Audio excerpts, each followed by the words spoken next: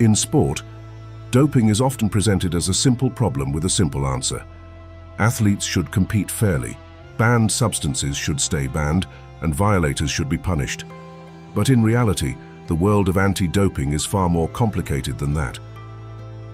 Behind every positive test, every suspension, and every high-profile scandal lies a web of legal disputes, privacy concerns, medical dilemmas, unequal enforcement, social pressure, and public mistrust. Doping is not only a matter of cheating, it is also an ongoing legal and social problem that reaches into laboratories, courtrooms, training camps, clinics, sponsorship contracts, the media, and even the homes of athletes who must constantly prove that they are clean. The more modern sport tries to fight doping, the more it encounters difficult questions. How much surveillance is justified? How much medical privacy should athletes surrender? What happens when athletes need banned drugs for legitimate illness? And what if a positive test comes not from deliberate cheating, but from contamination, mislabeling, or unequal access to legal advice? This is why doping remains an ongoing problematic issue. Even when anti-doping systems are well-intentioned, they can still create tension between fairness and rights, between public trust and individual privacy, and between strict enforcement and practical justice.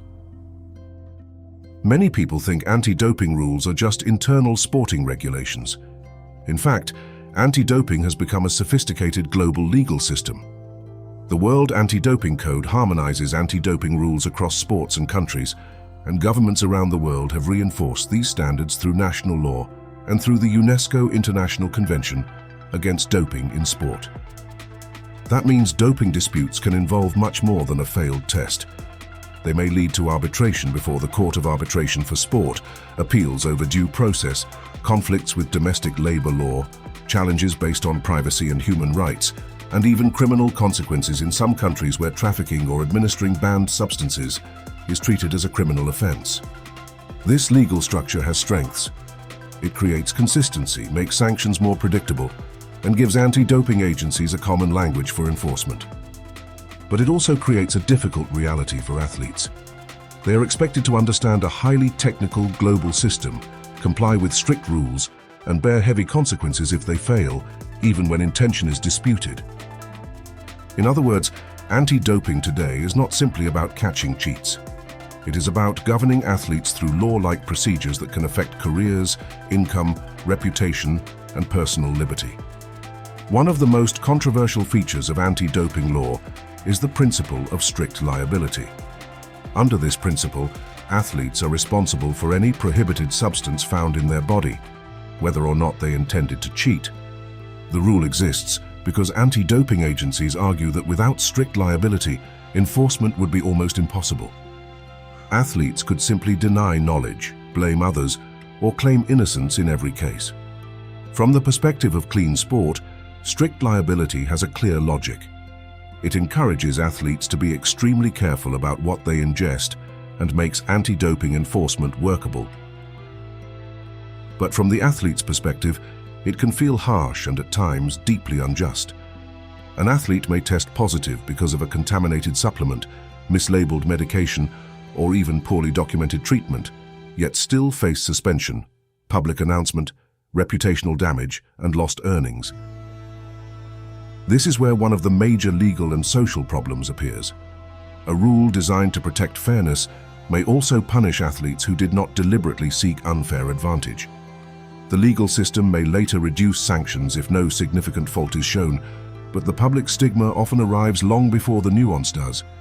So strict liability solves one problem, proof, but creates another, the risk of punishing carelessness, misinformation, or contamination as if it were intentional fraud. The supplement contamination and inadvertent doping issue becomes especially serious when we consider dietary supplements.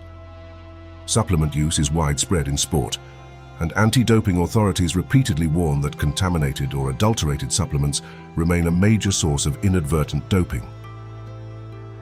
WADA has reported that supplement contamination continues to expose athletes to adverse analytical findings, and one WADA summary notes that an earlier IOC study found about 15% of tested non-hormonal supplements contained undeclared anabolic androgenic steroids. This is not a minor concern. Athletes often use supplements for recovery, protein intake, weight management, or performance preparation, but the supplement industry in many countries is not regulated to the same standard as prescription medicine. Labels may be inaccurate, ingredients may be hidden under unfamiliar names, and some products may be intentionally adulterated with prohibited substances. Here, the legal issue is obvious. The athlete is responsible, yet the athlete may have limited control over manufacturing quality. The social issue is equally serious. Athletes are told they are personally accountable, but many compete within a commercial culture that aggressively promotes supplement use while offering inconsistent consumer protection. This creates a troubling contradiction. Athletes are expected to behave like toxicologists and regulatory experts, while navigating a market that even specialists acknowledge is risky. For elite athletes, one contaminated product can mean a career-defining suspension. For young athletes, it can normalize a culture in which performance products are treated as routine before the risks are fully understood. Another persistent issue is the therapeutic use exemption, or TU. A therapeutic use exemption allows an athlete to use a prohibited substance or method for a legitimate medical condition if strict criteria are met and if the treatment does not enhance performance beyond a return to normal health. On paper, this is a humane and necessary part of anti-doping. Athletes do get sick. They may need asthma medication, anti-inflammatory treatment, hormone therapy, or emergency care. But therapeutic use exemptions also create controversy. Socially, some fans and rival athletes suspect that therapeutic use exemptions can be exploited as loopholes for legal performance enhancement. Legally, the system is complex, time-sensitive, and document-heavy, requiring proof, advanced application in many cases, and detailed medical evidence. The US Anti-Doping Agency, USADA, notes that athletes in certain testing pools often need to apply in advance, that therapeutic use exemptions are not guaranteed, and that competing while a therapeutic use exemption application is pending can still put an athlete at risk of an anti-doping rule violation if the request is later denied. This creates a difficult tension. Anti-doping rules aim to protect clean athletes, but they also place burden and uncertainty on athletes who have genuine health needs. A particularly difficult situation arises in emergencies. The US Anti-Doping Agency explicitly advises athletes to seek treatment first and sort out the paperwork afterward in genuine urgent circumstances, yet the athlete may still need to collect records, provide a personal statement, and pursue a retroactive therapeutic use exemption. That is reasonable from a regulatory perspective, but stressful from a human perspective. So, therapeutic use exemptions solve one ethical problem. Denying medical care would be unacceptable. But they introduce another: how to provide legitimate treatment without undermining trust in fair competition. Among the most criticized aspects of anti-doping is the whereabouts system. Elite athletes in registered testing pools may be required to provide detailed information about where they will be, including a specific 1-hour time slot each day, during which they must be available for no-notice testing. Anti-doping authorities view this as essential because many banned substances are used outside competition and may only be detectable if testing is unpredictable. From an enforcement standpoint, this makes sense. From a rights perspective, it is deeply intrusive. Critics argue that such a system interferes with privacy, autonomy, family life, and work-life balance, and that it demands a degree of surveillance rarely tolerated in other professions. Researchers and legal commentators have noted that athletes may need to disclose personal, medical, and location data under a regime that is unusually invasive. Some analyses describe anti-doping as one of the most intrusive regulatory systems applied to any civilian group, particularly because it combines biological testing with constant location reporting. Yet defenders of the system insist that out-of-competition testing is central to effective anti-doping, and legal challenges have often struggled because tribunals accept that the system pursues a legitimate aim. This produces a classic legal and social conflict. Anti-doping agencies claim proportionality and necessity, while athletes and scholars question whether the burden placed on athletes is too high. The result is a lingering legitimacy problem. Even when athletes support clean sport, they may still feel that the price of proving innocence is constant surveillance. Another major issue is procedural fairness. Not every athlete enters the anti-doping system with the same resources. A wealthy athlete backed by a national federation, legal team and scientific experts can mount a far more effective defense than an athlete from a poorer country or a less commercial sport. This creates inequality inside a system that claims universal fairness. Two athletes may face similar allegations, but have very different capacities to obtain laboratory review, toxicology expertise, legal interpretation, or appeal support. For some, the process may be exhausting but manageable. For others, it may be financially and emotionally devastating. Athletes have raised concerns not only about the substance of the rules, but about how consistently those rules are applied, how accusations are handled, and whether they genuinely have a voice in anti-doping policy development. These are not trivial complaints. A system that claims legitimacy must not only be tough, it must also be seen as transparent, consistent, and participatory. This is especially important because sanctions can destroy reputations before cases are fully understood. Public announcements, media coverage, sponsor reactions, and social media commentary often move faster than legal resolution. By the time an athlete is partially exonerated or shown to have a contamination defense, the reputational harm may already be permanent. Perhaps the most dramatic legal and social issue in modern anti-doping is state-sponsored doping. The Russian doping scandal showed that doping is not always an individual act of cheating. It can also be institutional, systemic, and politically protected.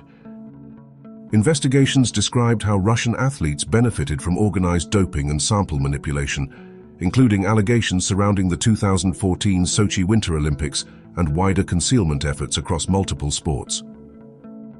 This transformed doping from an athlete misconduct issue into a geopolitical crisis involving laboratories, national federations, public authorities, and international sanctions.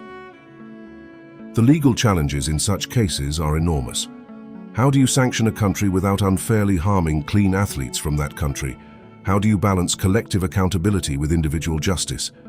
How do international bodies enforce rules when the local institutions meant to uphold them may themselves be compromised? Socially, state-sponsored doping is corrosive because it destroys trust not just in athletes but in institutions. It teaches audiences that anti-doping can be manipulated from the top, that medals may be politically engineered, and that clean athletes may be victims not just of competitors, but of entire systems. This is one reason doping remains an ongoing issue. Even the best anti-doping code is only as effective as the willingness of institutions to enforce it honestly. Doping is also a social issue because its values do not stay confined to elite competition. A medical review published in Sports Medicine noted that doping in sport has spread into at-risk populations, including youth, driven partly by the culture of winning and by the visibility of enhancement practices in elite sport. This matters enormously. When elite sport normalizes a language of supplementation, pharmacological recovery, body modification, and doing whatever it takes, those attitudes can trickle down into gyms, schools, amateur competitions, and general fitness culture. Young athletes may begin using supplements, stimulants, pro-hormones, or black market drugs long before they fully understand the risks. The social danger here is broader than anti-doping violations. It concerns body image, peer pressure, masculinity, unrealistic expectations, and a culture in which chemical enhancement is treated as a shortcut to identity and success. So even when anti-doping systems focus on elite events, the underlying social problem reaches much further. This also explains why anti-doping has a public health dimension. It is not only about protecting medals, it is about preventing the spread of risky enhancement cultures into wider society. However, athletes rarely dope alone. Doctors, trainers, pharmacists, coaches, and agents may all become part of the decision-making environment. That makes doping a professional ethics problem as well as an athlete problem. When medical professionals prescribe, supply, or supervise the use of banned substances outside legitimate therapeutic boundaries, they are not simply treating patients. They may be helping convert medicine into a performance service that conflicts with both sporting rules and medical ethics. In jurisdictions where certain PEDs are controlled substances, this may also create legal exposure, including licensing consequences or criminal liability. This issue becomes especially visible in newer projects that openly challenge anti-doping norms. Recent debates around the so-called enhanced games have intensified concerns about whether organizers, clinicians, or sponsors could be encouraging medically dangerous or legally questionable enhancement practices under the banner of innovation. Critics argue that this risks normalizing a commercial model in which the athlete's body becomes a site of extreme biomedical experimentation. The larger social issue here is responsibility. When doping occurs, blame is often placed entirely on the athlete. But in many cases, the athlete operates inside a network of adults, institutions, and incentives that shape the choice. Ignoring that network oversimplifies the problem. Anti-doping is also a communication problem. How cases are reported can dramatically shape public understanding. Media coverage tends to simplify: guilty or innocent, cheat or victim, hero or fraud. But many anti-doping cases sit in grey areas involving contamination, medical necessity, procedural delay, or disputed intent. The social consequences can be severe.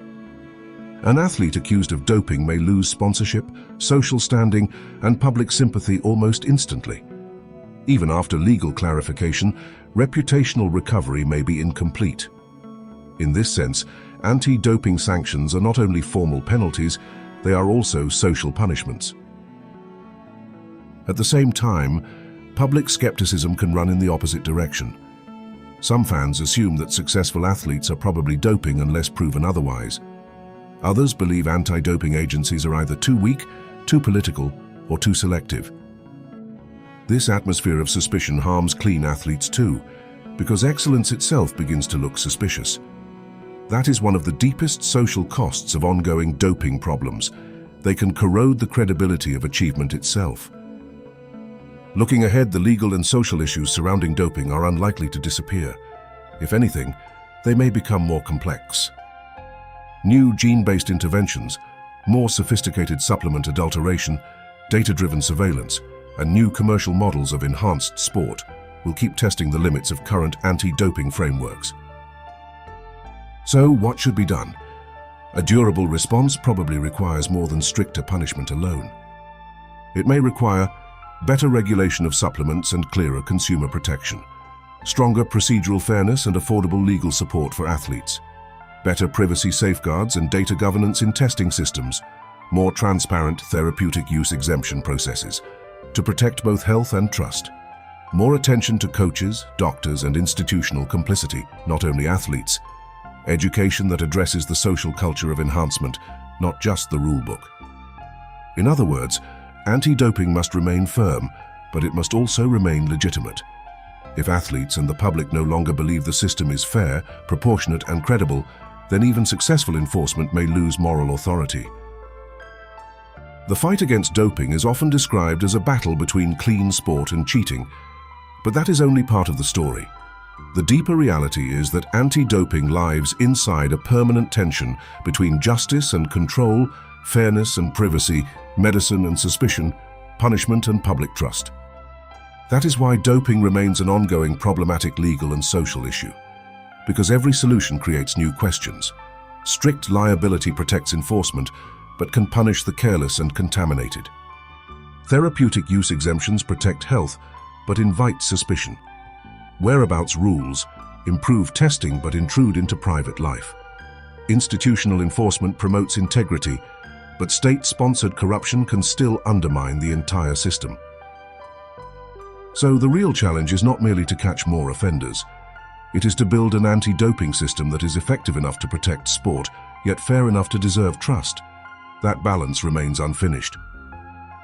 And as long as sport values winning, money, prestige, and human limits, the legal and social struggles around doping will continue.